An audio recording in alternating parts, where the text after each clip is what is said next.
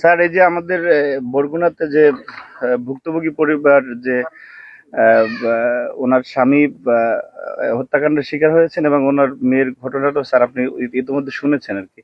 তো উনি এখানে আছেন এবং স্থানীয় জনসাধারণ ওনারা আছেন। তো উনি একটু আপনাকে সালাম দিতে চাচ্ছেন স্যার। হ্যালো হ্যালো হ্যালো বোন আপনি কি রানী দাস বলছেন?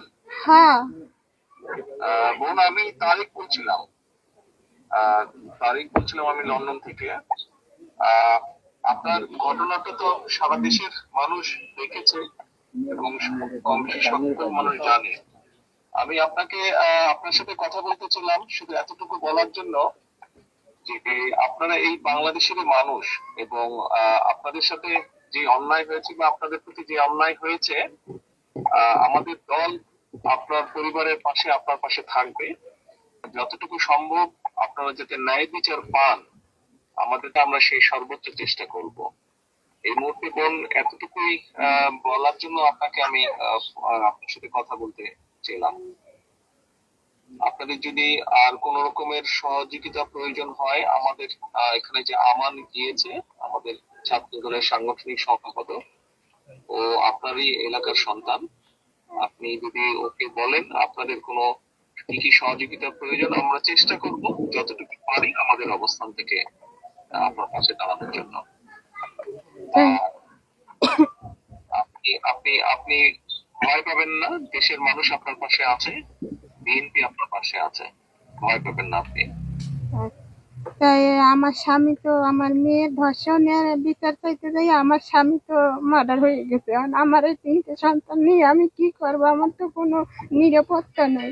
আমার পাশে আমি কিভাবে খাবো, কি করবো? আমার তো সেরকম কিছু নাই। আমার আয় রোজগারের মানুষই আমার মাকে পালাইছে। এখন আমি কি করবো? আমি আমার নেতৃবৃন্দকে বলেছি, আমার নেতৃবৃন্দ ওখানে যাচ্ছে, আমান ওখানে আছে। আমরা আরো আমাদের দলের সিনিয়র নেতা মানে আরো বড় নেতাদেরকে আমরা বলেছি আপনার সাথে যাবে, কথা বলবে এবং আপনার কি কি সহযোগিতা প্রয়োজন আমাদেরকে বলবেন। কতটুকু পারবো জানি না, তবে আমরা অবশ্যই চেষ্টা করব আপনার পাশে দাঁড়াতে এবং আপনি যাতে আপনার প্রতি যাতে আইনের শাসন আপনি পান, যাতে আপনি ন্যায় বিচার পান, সেজন্য আমাদের দলের যারা উকিল আছেন, লয়ার আছেন যারা, তাদেরকে আমরা সেইভাবেই নির্দেশনা দেব যাতে আইনগতভাবে আপনাকে সহযোগিতা করে। আমার স্বামী মারা গেছে আজকে 6 দিন হয়ে গেল, কিন্তু এখন পর্যন্ত পুলিশ কোনো আসামি ধরতে পারলো না। পুলিশ এখন কি করে, তদন্ত করে না কি, আমি তো সেটা জানি না। আমি তো আমার স্বামীর সঠিক বিচার আমি চাই।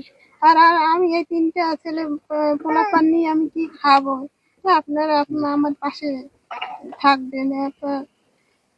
আমার তো কোনো পরিবর্তন নেই, আমার কোনো কিছু নাই, আমি কি করব? আপনি টেনশন করেন না, আপনি টেনশন করবেন না। আমরা একটা দেখি আপনার জন্য আমরা কি ব্যবস্থা করতে পারি। আপনি বাচ্চাদেরকে নিয়ে যে টেনশনে আছেন, ইনশাল্লাহ আমরা একটা ব্যবস্থা নিশ্চয়ই করব আপনার জন্য, টেনশন করেন না আপনি। আমাদের যেই ছাত্র নেতাটা গিয়েছে আমার, আপনি ওর সাথে কথা বলেন, ও আছে ওখানে, ও থাকবে ওখানে আপনাকে। এবং এর বাইরেও আমি আমার অন্য নেতাদেরকেও বলেছি, তারাও আপনার সাথে যাবে, কথা বলবে। আপনার সহযোগিতার প্রয়োজন আমাদেরকে বলেন, আমরা চেষ্টা করছি কতটুকু পারি আমরা করতে।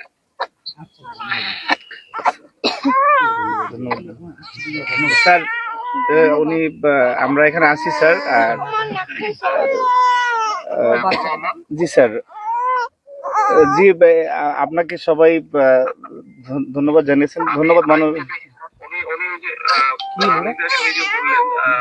আসামিদের ব্যাপারে যারা কেসের ব্যাপারে আমি আমাদের কেন্দ্রীয় আইনজীবী ফোরামকে আমি নির্দেশনা দিচ্ছি, তারা ওখানে ব্যবস্থা নেবে। হ্যাঁ, ওনাকে বলো টেনশন না করতে, এই ব্যাপারে টেনশন না করতে। আর উনি যে ওনার বাচ্চাদের কথা বলেছে কিভাবে চলবে, তুমি ওনার সাথে কথা বললো। আমি মনীষাকে এবং আমাদের ওখানে বরিশালে ওনাকেও বলেছি গিয়ে দেখা করতে। আমরা তারপরে আলোচনা করে বসে ওনাকে আমরা কোনো একটা ব্যবস্থা করবো যাতে ওনার কষ্ট না হয়। ঠিক আছে, জি ওটা ওনাকে বলো, শুনে আমাকে পরে আবার জানাও। জি জি স্যার, ধন্যবাদ স্যার আচ্ছা, আপনাকে। ঠিক আছে। জি, সালাম আলাইকুম। ওনাকে বলো ওনার পাশে দল আছে, আমাদের আপনার পাশে দল আছে, দল ওনার পাশে আছে। আমাদের ভারপ্রাপ্ত চেয়ারম্যান মহোদয় আপনাকে নিশ্চয়তা দিয়েছেন, আপনার সর্বপ্রকার সহযোগিতায় বিএনপি আপনার পাশে থাকবে। জি স্যার, আচ্ছা, ধন্যবাদ স্যার, আসসালামু আলাইকুম।